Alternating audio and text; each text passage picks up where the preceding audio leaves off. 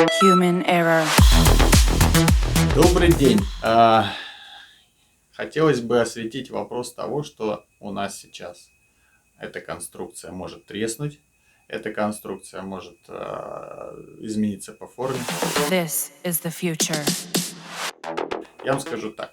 Если в теплое время суток сделать контур и запустить тепло во внутренний купол, трещин никаких не будет.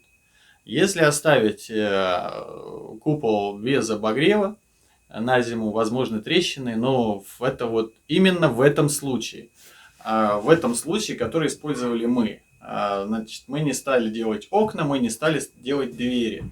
Бетон, как и все остальное, он шевелится, он живет, он дышит, и реагирует на температуру и влажность.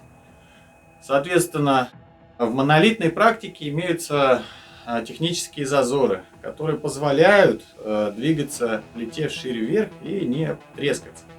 В нашем случае, да, действительно есть такой риск. Мы вам обязательно об этом расскажем, покажем в следующих видео. Но я думаю, что никаких проблем больших не будет. Если же заканчивать дом в летнее время, в теплое, и, соответственно, поставить окна, конечно же, шевеления будут у нас в проемах в оконных, в проемах дверных, в проемах балконных, там, где у нас трубы, вентиляция, но не общие большие, скажем так, трещины.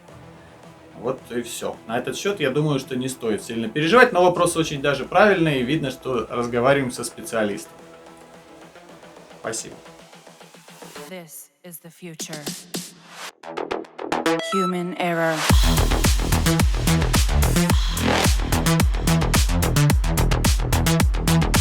Evolution.